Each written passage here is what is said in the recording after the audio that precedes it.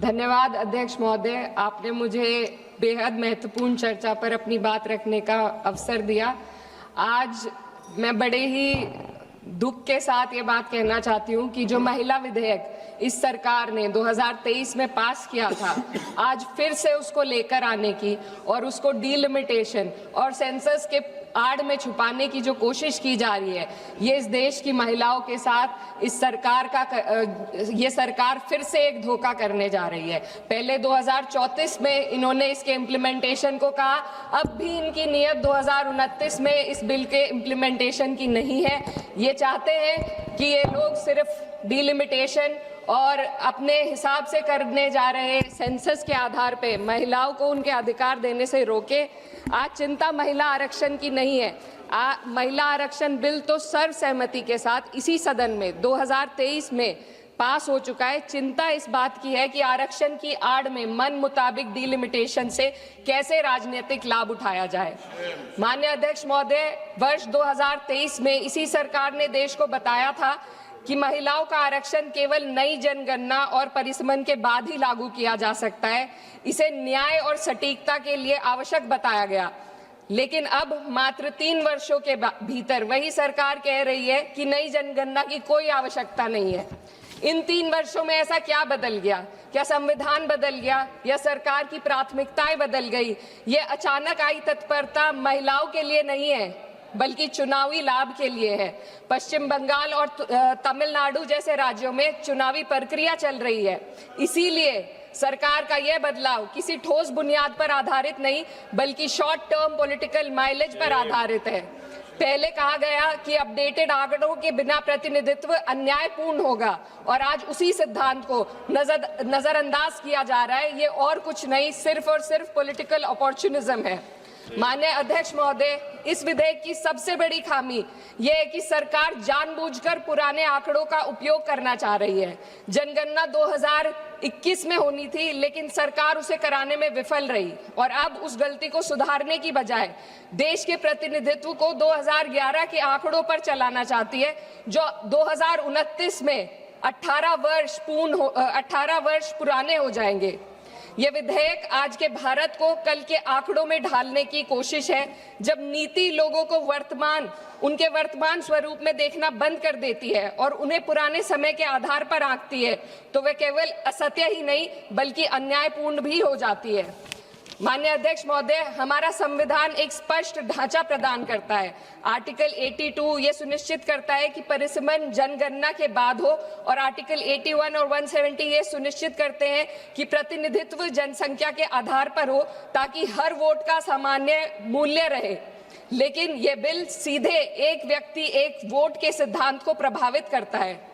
माननीय अध्यक्ष महोदय, स्थिति और चिंताजनक हो जाती है जब हम परिसमन आयोग को दी जा रही शक्तियों का आकलन करते हैं। यह आयोग सीटों के आवंटन और निर्वाचन क्षेत्रों की सीमाएं दोनों का निर्णय करेगा, और सबसे महत्वपूर्ण बात यह है कि इस निर्णय को किसी भी न्यायालय में हम चुनौती नहीं दी जा सकती।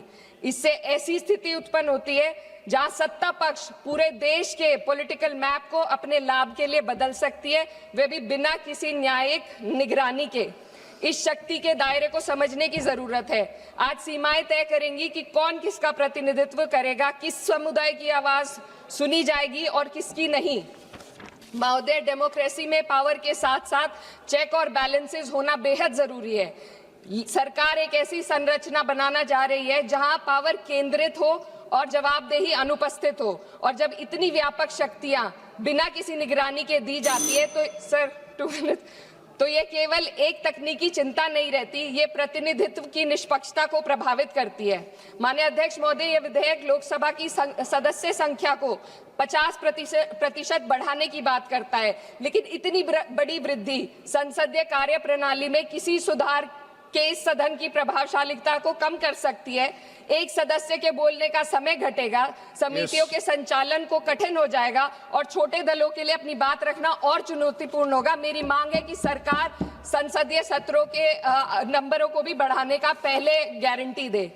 अध्यक्ष महोदय, मैं बहुत जरूरी बात रखना चाहती हूँ, 2 मिनट दीजिए। महिलाएं कोई होमोजेनियस ग्रुप नहीं है, ये एक समान एक रूप समूह नहीं है। उनकी वास्तविकताएं जात, वर्ग और सामाजिक पृष्ठभूमि से निर्धारित होती हैं।